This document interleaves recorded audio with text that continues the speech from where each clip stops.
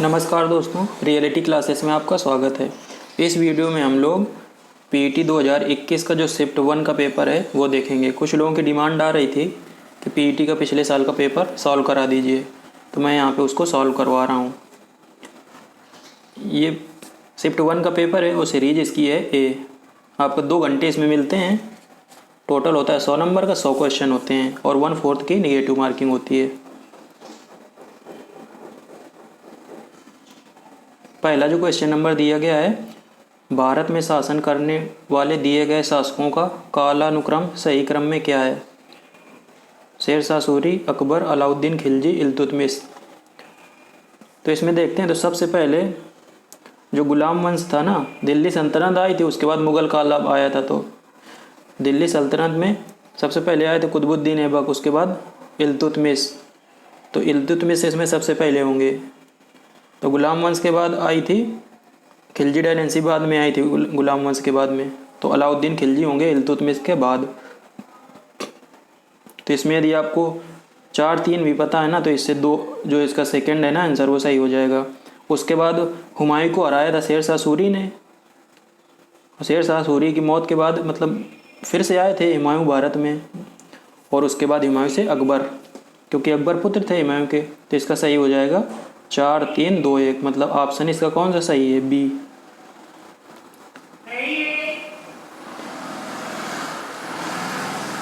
ये आपका बी इसका सही हो जाएगा। अगला देखते हैं। सेकंड नंबर, निम्न में से कौन से संत शिवाजी के समकालीन थे? मतलब शिवाजी के टाइम पीरियड में कौन से संत थे? ऑप्शन दिए गए हैं तुकाराम, चैतन्य, नामदेव, शंकराचार्य। तो जिन लोगों ने हिस्ट्री पढ़ी होगी उसमें मराठा भी दिया गया है आपके सिलेबस में, तो ये उससे है क्वेश्चन। तो जो तुकाराम थे वो शिवाजी के समकालीन थे। ऑप्शन आपका ए सही हो जाएगा।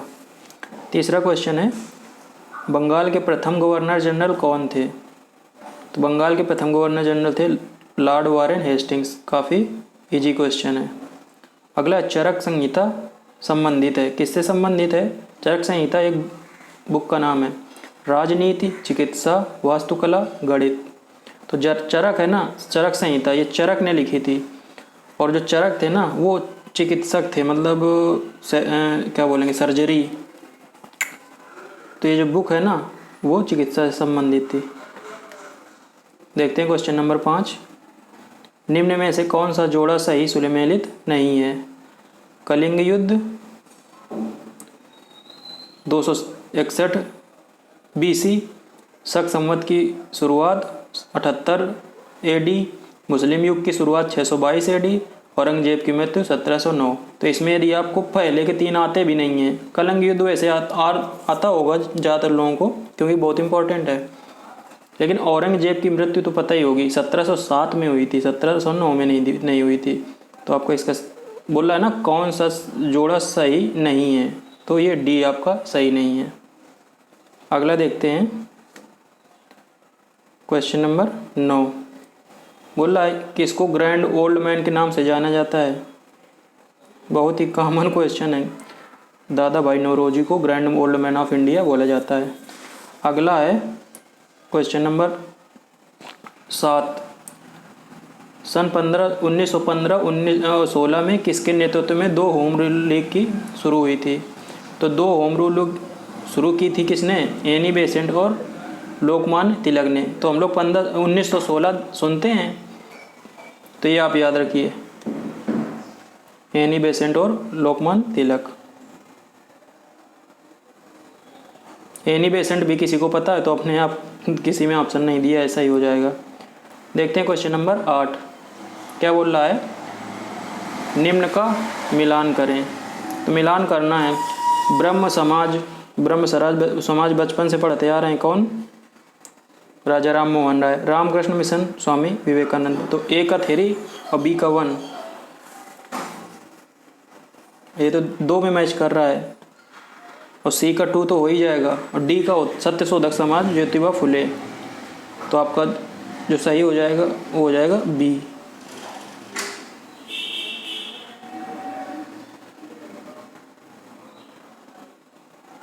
नहीं, डी का 4 नहीं, डी का 5।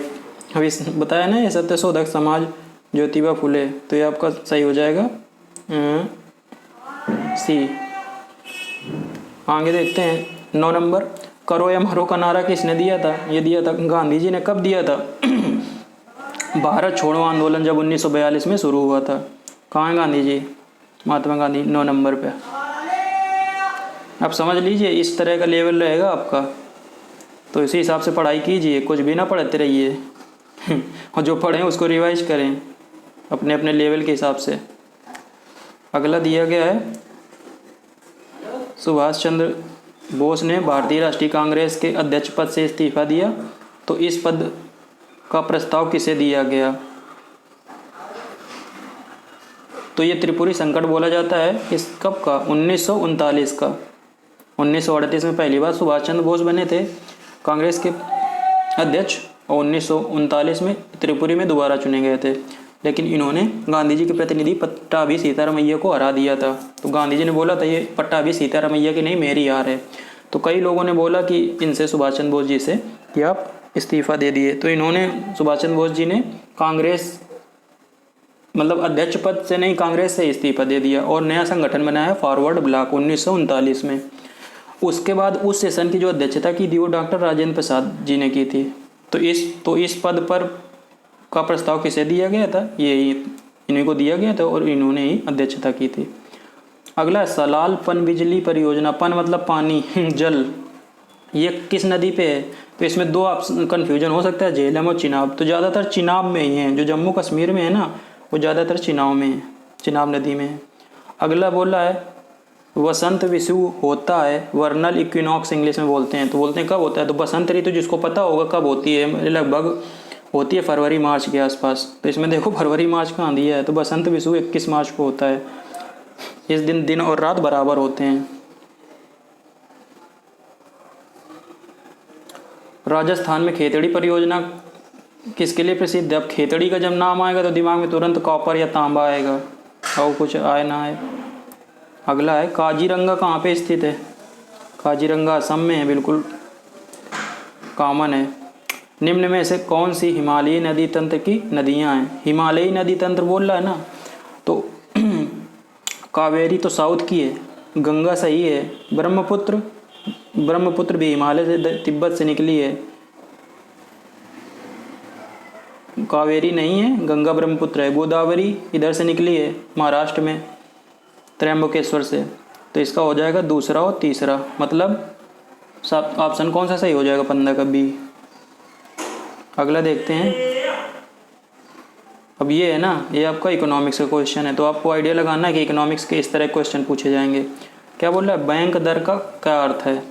तो जो बैंक दर होती है ना, वो रेट होती है जिसमें लंबे समय के लिए आरबीआई बैंकों को पैसा देता है। तो इसमें किस में दिया गया है? देखो चौथे नंबर में, देश के केंद्रीय बैंक है ना आरबीआई, इसको द्वारा ली जाने वाली आधिकारिक ब्याज दर। तो 16वें का होगा डी। जिन्होंने मेरे लेक्चर देखे होंगे उसको समझ में आ रहा होगा कि मैंने जो लिखाया कितना पॉइंट वाइज बताया आपको, और जो क्वेश्चन है ना डायरेक्ट वहीं से फंसेंगे। तो यदि आपने नहीं देखा है तो अभी जाके देख लीजिए। सभी सब्जेक्ट की मैंने प्लेलिस्ट बनाई है और अभी आगे उस पर हम लोग MCQs भी सॉल्व करेंगे। अगले 5-6 दिन में ख़त्म हो जाएगा आपका सिलेबस। उसके बाद मैं मोस्ट इम्पॉर्टेंट MCQs कराऊंगा सभी सब्जेक्ट के। सभी सब्जेक्ट आपके जितने 15 है ना सब्जेक्ट, उसमें टॉपिक वाइज मैंने वीडियोज़ बनाए हैं। और ये मत समझिए कि आपको फ्री में मिल रहा है तो उसमें हमने कुछ भी पढ़ा दिया है। हमारा नया चैनल है, तो आप समझ लीजिए कि नया चैनल ग्रो करने के लिए ऐसा तो कुछ हम डालेंगे नहीं कि हमारा नुकसान हो, और हमारा फ़ायदा आपका फ़ायदा संबंधित है। तो आप भरोसा कीजिए इस चैनल पे थोड़ा। 17 क्वेश्चन नंबर है, यदि RBI नकद कोषानुपात को घटा दे तो साख सर्जन पर क्या प्रभाव पड़ता है? इंग्लिश में पर देखते हैं। If RBI reduces the cash reserve ratio, CRR की बात कर रहा है। हिंदी में थोड़ा कई चीज़ें नहीं समझ में आती तो उसको इंग्लिश से देखिए आप। बोला RBI कैश रिजर्व रेशियो यदि कम कर देता है तो इससे क्रेडिट क्रिएशन, मतलब जो लोन देंगी ना उस पर क्या प्रभाव पड़ेगा? तो अपने आप जब CRR जो होता है कैश रिजर्व रेशियो कम कर देगा तो बैंकों के पास पैसा बढ़ जाएगा, तो क्रेडिट क्रिएशन हमेशा अपने आप बढ़ जाएगा, मतलब बैंकें ज़्यादा लोन बांटेंगी। 18 निम्न में से किस प्रकार की अर्थव्यवस्था में संसाधनों पर निजी अधिकार होते हैं और आर्थिक गतिविधियों का मुख्य उद्देश्य लाभ अर्जित करना होता है? बिल्कुल डायरेक्ट, निजी अधिकार पूंजीवादी अर्थव्यवस्था, इंग्लिश में कैपिटलिस्ट इकोनॉमिक बोलते हैं। पहले 19 नंबर, इससे जी क्वेश्चन कहाँ होता है? 100 रुपये का नोट किससे द्वारा हस्ताक्षरित होता है? मैंने बताया इस पर भी जो वीडियो बनाया इकोनॉमिक्स में, उसमें बताया कि जो 1 रुपये का नोट होता है वो केवल भारत सरकार द्वारा जारी होता है और उसमें भारत के वित्त सचिव, फाइनेंशियल सेक्रेटरी के साइन होते हैं। बाकी सभी जो नोट होते हैं उसमें आरबीआई गवर्नर के साइन होते हैं। आगे देखते हैं 20 नंबर, फेमा का पूर्ण रूप क्या है? तो जिन्होंने फेमा पढ़ा होगा तो ये है foreign exchange management act, FEMA। अगला है भारत के संविधान में जन स्वास्थ्य एवं स्वच्छता, पब्लिक हेल्थ एंड सैनिटेशन, ये किस सूची में है? तो ये राज्य सूची का विषय है। आप थोड़ा सब्जेक्ट पढ़ लीजिए कि कौन किस सूची में है, थोड़ा आइडिया लग जाएगा इससे। 3 सूचियाँ हैं ना, राज्य सूची, संघ सूची और समवर्ती सूची। भारत में पंचायती राज व्यवस्था इसके अंतर्गत रखी गई है। जो पंचायती राज व्यवस्था है ना, वो मूल अधिकार तो है नहीं, उनको DPSP में रखा गया है, राज्य के नीति निदेशक तक, तो directive principles of state policy. अगला देखते हैं क्वेश्चन नंबर 23, क्या बोल रहा है? शिक्षा का अधिकार एक मौलिक अधिकार है, तो शिक्षा का अधिकार कौन से अनुच्छेद में? अनुच्छेद 21A। जो भी अनुच्छेद का भी जिसने पढ़ा होगा तो 21A जरूर पढ़ा होगा, बहुत ही इंपॉर्टेंट है। निम्न में से किसने संविधान सभा में उद्देश्य प्रस्ताव पास किया था? उद्देश्य प्रस्ताव को ऑब्जेक्टिव रिजोल्यूशन बोलते हैं इंग्लिश में। 3 मीटिंग हुई थी ना, पहले 9 तारीख हुई, फिर 11 हुई, फिर 13, कब? 1946 में। संविधान सभा की जो पहली बैठक थी उसकी अध्यक्षता की थी किसने? सच्चिदानंद सिन्हा ने। और दूसरी जो बैठक हुई थी उसमें संविधान सभा का परमानेंट अध्यक्ष चुना गया डॉक्टर राजेंद्र प्रसाद जी को। और जो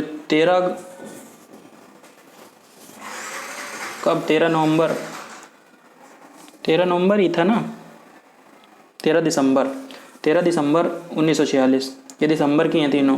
तो इस दिन ऑब्जेक्टिव रिजोल्यूशन पास किया था जवाहरलाल नेहरू जी ने। उद्देश्य प्रस्ताव बोलते हैं उसको, वही अब हम लोगों का प्रियम्बल बन गया है। देखते हैं क्वेश्चन नंबर 25, क्या बोल रहा है? भारतीय संविधान के किस अनुच्छेद में अल्पसंख्यक माइनॉरिटीज के हित की बात की गई है? देखो अनुच्छेद जो 21 है वो तो होगा नहीं, जिसको भी पता होगा। अनुच्छेद 24 है ना, जो वो 14 साल से कम आयु के जो बच्चे हैं उनका कारखानों में आप उनको काम नहीं करवा सकते हैं, उसके संबंधित है। और जो अनुच्छेद 39 है वो माइनॉरिटी से संबंधित है। तो ये हो गया पॉलिटी। अब देखेंगे हम लोग साइंस। यहाँ पे 26 में बोला ठोस चालक में धारावाहक होते हैं, मतलब जो सॉलिड्स होते हैं ना उसमें जो करंट फ्लो होती है वो किस वजह से होती है? तो मैं आपको पता होगा फ्री इलेक्ट्रॉन्स की वजह से होती है। ठोस में फ्री इलेक्ट्रॉन्स की वजह से होती है। इस पे भी मैंने साइंस पे वीडियो बनाया है 11, उसमें केवल पॉइंट बाई पॉइंट रखे हैं फैक्ट। डायरेक्ट फैक्ट वहीं से फंसेंगे। कहाँ भाग गया? 27। प्रकाश वर्ष किसके मापन की इकाई है? इससे भी इजी क्वेश्चन होगा क्या? प्रकाश वर्ष दूरी की इकाई है। कहाँ हो दूरी? 1 वर्ष में मापी गई रॉकेट की गति, 1 वर्ष में निर्वात में चली गई दूरी, 1 वर्ष में निर्वात में प्रकाश द्वारा चली गई दूरी होती है ये दूरी। गति तो पर A और D तो होगा नहीं, तो निर्वात में ध्वनि नहीं, निर्वात में प्रकाश द्वारा चली गई। ध्वनि तो बहुत स्पीड कम होती है। अगला 28 नंबर, ब्लीचिंग पाउडर का रासायनिक नाम यह भी है। तो ब्लीचिंग पाउडर CaOCl2 होता है, बस काम खत्म। तो कैल्शियम ऑक्सीक्लोराइड होता है, वो आपको नहीं पता है तो भी आप इसका 28 का मार देंगे। अगला देखते हैं 18 कैरेट सोने में खरे सोने का प्रतिशत कितना होता है? तो मैंने जो वीडियो आपको बताए हैं इसमें साइंस के, उसमें मैंने बताया कि जो 24 कैरेट का होता है वो 100% प्योर होता है। तो 24 कैरेट 100%, तो 18 कैरेट ऐसे आप निकाल लीजिए। 100/24 गुणते 18, 6 3 का 18, 6 4 24, 4 से कटेगा 25 और 25 3 75। तो जो 18 कैरेट में खरे सोने का प्रतिशत है वो 75 हो जाएगा। तो इसका कौन सा ऑप्शन सही हो जाएगा? बी। संतरे में बहुतायत क्या होता है? Vitamin C. नींबू संतरा सब इसी यही है। अगला 31 नंबर बोल रहा है अंडर रूट के अंदर ही क्वेश्चन मार्क की वैल्यू बतानी है। तो यदि आप इसकी वैल्यू एक्स स्क्वायर ले लें तो आसानी से हो जाएगा। जो क्वेश्चन मार्क है ना उसकी वैल्यू एक्स स्क्वायर ले लें तो अंडर रूट के बाद क्या बचेगा? एक्स अपॉन 196 होता है 14 का स्क्वायर, वहाँ से 72 अपॉन 56, 14 चौको 56, 4 एकम 4, 4 8 32।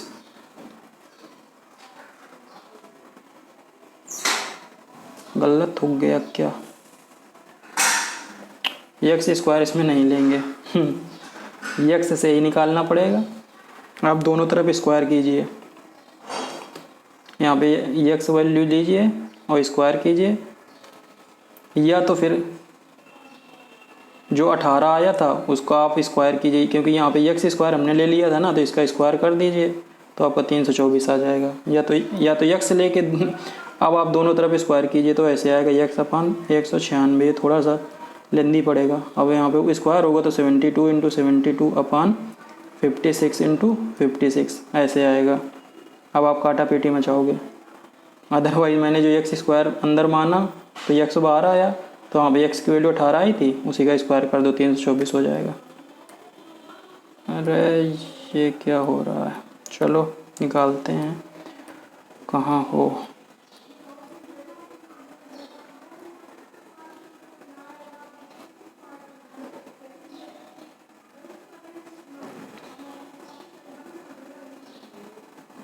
(32) क्वेश्चन नंबर देखते हैं क्या बोल रहा है।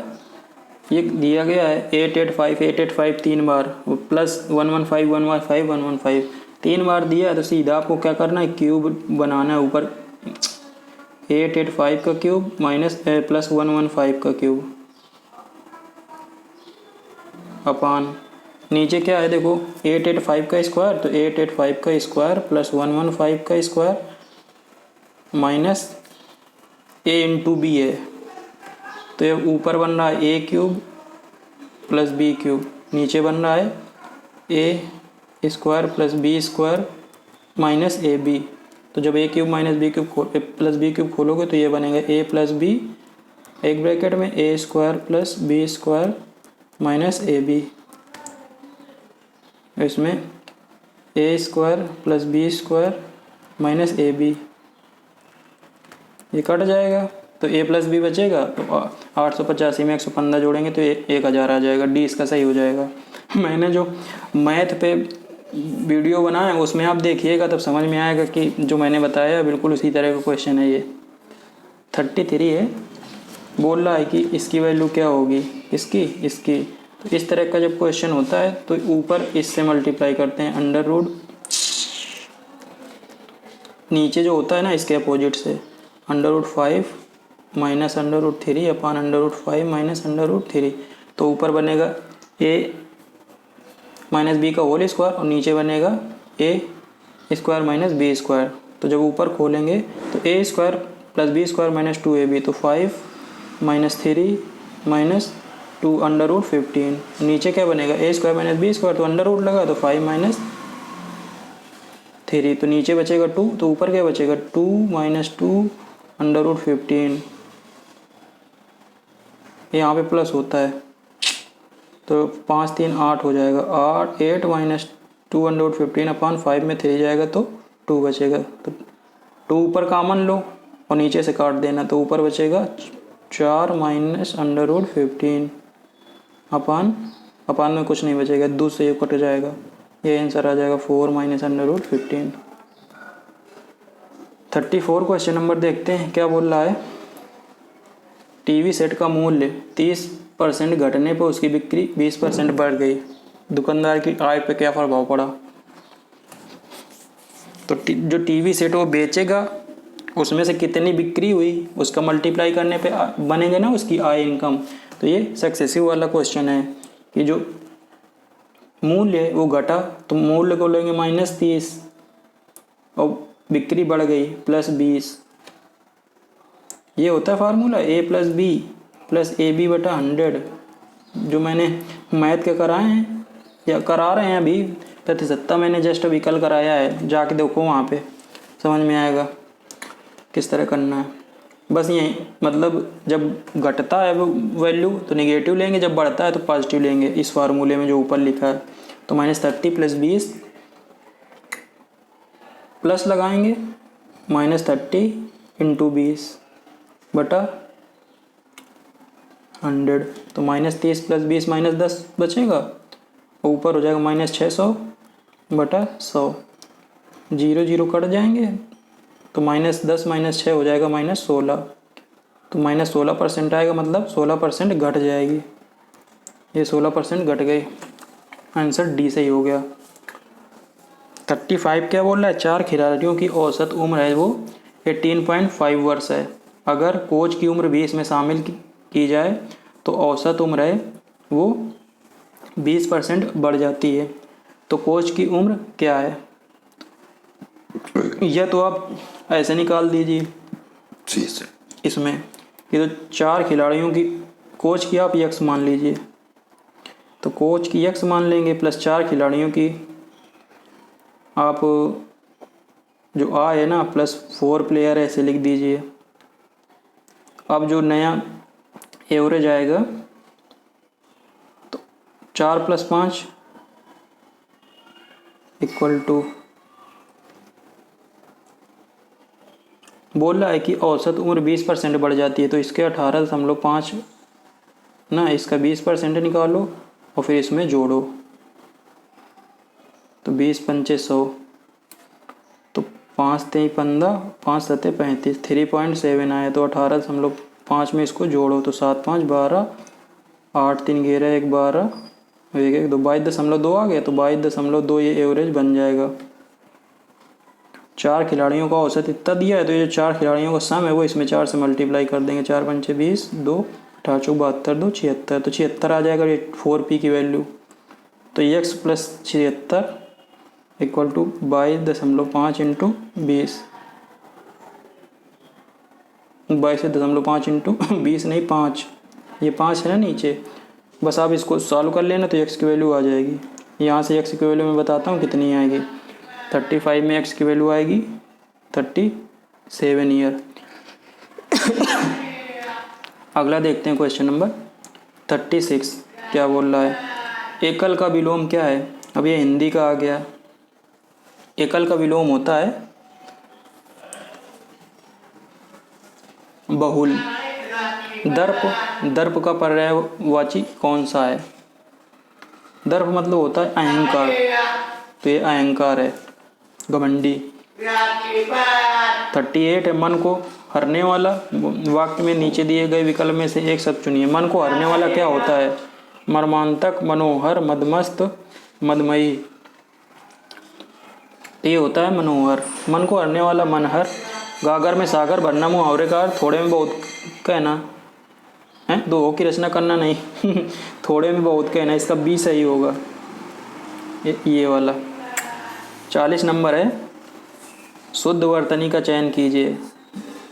तो महत्वाकांक्षा होता है, महत्वाकांक्षा, तो महत्व देखो पहले में नहीं है, दूसरे में महत्व है, तीसरा सही है इसका।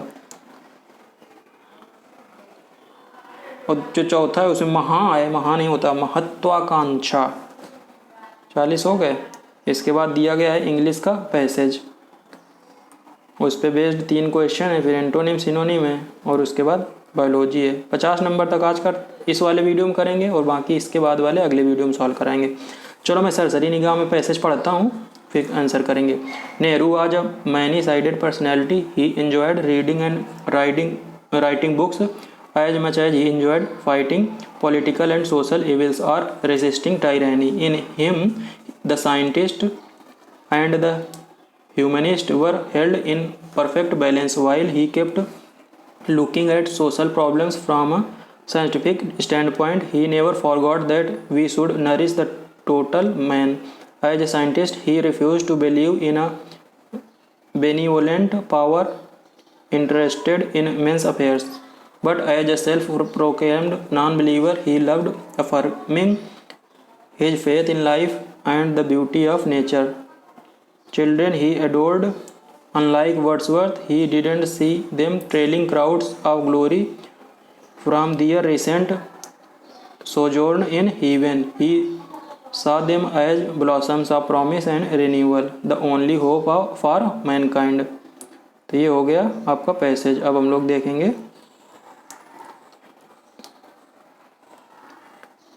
क्वेश्चन क्या है। 41 दिया गया, a many sided personality means. Many sided personality का मतलब क्या होता है?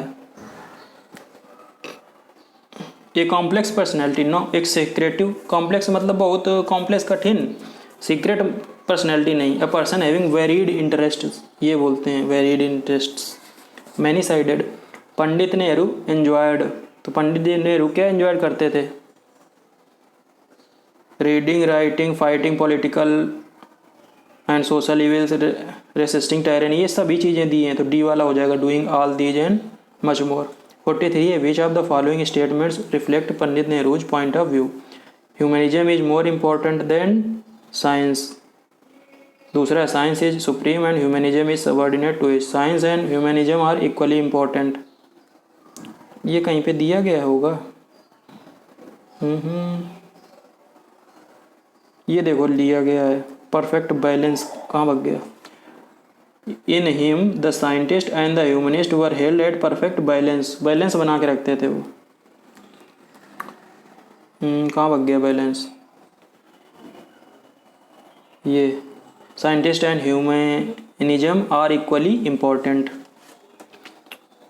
44 देख लीजिए, give synonyms for the following. देखो फेमस का दिया गया है, फेमस का सिनोनिम बताना है। फेमस का मतलब प्रसिद्ध, तो इसका होता है पॉपुलर।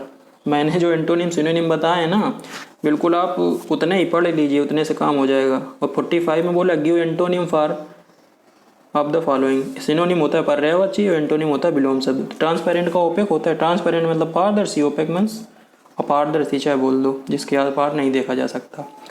अब दिया गया है, रीजनिंग है क्या ये? हाँ ये रीजनिंग है। चलो रीजनिंग देखते हैं 46 में क्या बोल रहा है। दिए गए विकल्पों में से संबंधित शब्द का चयन कीजिए। पक्षी विज्ञानी, पक्षी। नृविज्ञानी मतलब पक्षी विज्ञानी, पक्षियों का अध्ययन करते हैं। नृविज्ञानी, नृ का मतलब होता है नर, आप समझ लीजिए, तो इनको बोलते हैं नृविज्ञानी, मतलब जो इंसानों का अध्ययन करते हैं। तो यहाँ पे इंसान आएगा, तो इंसान मैनकाइंड कहाँ पे दिया है? 46 में, सी में, तो सी इसका सही हो जाएगा। एंथ्रोपोलॉजिस्ट बोलते हैं हिंदी जिसको ना आती हो, ये देखो एंथ्रोपोलॉजिस्ट दिया गया है। 47 है, उस शब्द का चयन कीजिए जो समूह के बाकी शब्दों से मेल नहीं खाता। देखते हैं, दही, मक्खन, पनीर, तेल लो। दही, मक्खन, पनीर सभी दही से, उससे दूध से रिलेटेड है। तेल यहाँ पे बिल्कुल ऑड है। 48 देखते हैं, एक निश्चित कूट में प्रोडक्शन को इन्होंने लिखा है ये इस तरह से, प्रोडक्शन को इस तरह से, तो उसमें बोल रहा है कि ओरिएंटेशन को किस तरह लिखेंगे। तो प्रोडक्शन को देखते हैं, सबसे पहले पी को इन्होंने क्यू किया है, ये पी को क्यू किया है ना, तो +1 कर दिया है। और जो आर है, आर को ओ कर दी, आर को क्यू किया है, तो इसमें -1 किया है। और देखो अगले में ओ से पी आया है, ये ओ है ना, यहाँ ओ से पी आया है, यही वाला पैटर्न फॉलो किया। लास्ट में भी देख ले, यस को टी और यहाँ यम को यन, तो ऐसे ही है, +1 -1 +1 -1। तो प्रोडक्शन, तो बोला ओरिएंटेशन को, देखो ओ को आगे बढ़ाएंगे तो ओ का पी हो जाएगा, ठीक। अगला आर, तो आर के पहले होता है क्यू, आर क्यू आ जाएगा। तो देखो तीसरा चौथा तो ऑप्शन अपने आप चला गया। अब हम बाकी नहीं देखेंगे, अब हम देखते हैं कौन सा, क्योंकि पी क्यू जे डी ओ तो कॉमन है, पीछे से देखते हैं। तो ओ तो होगा ही, तो हमको ओ नहीं देखना, हमको देखना है सेकेंड लास्ट, क्योंकि इनमें दोनों में यन और पी का है। हमको वहाँ पे जाके पूरा ज्ञान उड़ेलना नहीं है, आंसर केवल सॉल्व करना है, बस आंसर देना है उसका। तो यन का ओ हुआ है ना, यन ओ, तो इसमें ओ के पहले आएगा, ओ के बाद वाला आएगा। देखो जो ओ है ना, तो यम यन ओ आता है, तो ओ के लिए ओ के पहले वाला आएगा, तो यन आएगा, तो इसका सही हो जाएगा ए।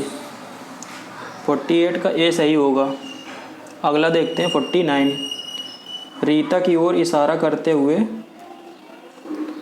निखिल ने कहा, मैं उसकी माँ के पुत्र का इकलौता पुत्र हूँ। रीता का निखिल से किस प्रकार संबंध है? अभी मैंने रीजनिंग पढ़ाई नहीं है, लेकिन आपको थोड़ा सा आइडिया दे देता हूँ इसका। बिल्कुल वही पॉइंट टू पॉइंट पढ़ाऊँगा जो आपके एग्ज़ाम में आएगा। ये रीता है, सपोज ये रीता है और ये निखिल है। तो निखिल क्या बोल रहा है? मैं रीता की ओर इशारा करते हुए निखिल ने कहा, मैं उनकी माँ, मतलब रीता की माँ, ये हो गई रीता की माँ इनके ऊपर के लेवल में, के पुत्र, माँ के पुत्र का इकलौता पुत्र हूँ। तो माँ रीता की माँ के पुत्र, तो ये हो गए माँ के पुत्र। ओके, रीता की माँ के इकलौते पुत्र, तो इकलौते पुत्र, तो ये जो पुत्र लिखा है ना रीता, ये भाई बहन हो गए। का इकलौता पुत्र हूँ, तो इकलौते पुत्र के पुत्र, तो बोला रीता निखिल से किस प्रकार संबंधित है? तो देखो ये भाई बहन है, जिस जहाँ पे मैंने पुत्र लिखा है, पुत्र और रीता भाई बहन है, और पुत्र का जो लड़का है वो अपने पापा की बहन को क्या बोलेगा? बुआ बोलेगा। तो बुआ हो गया इसका सही 49 का। चलो 50 देखते हैं। यदि किसी वर्ष 25 अगस्त को गुरुवार है तो उसी महीने में सोमवार की संख्या है।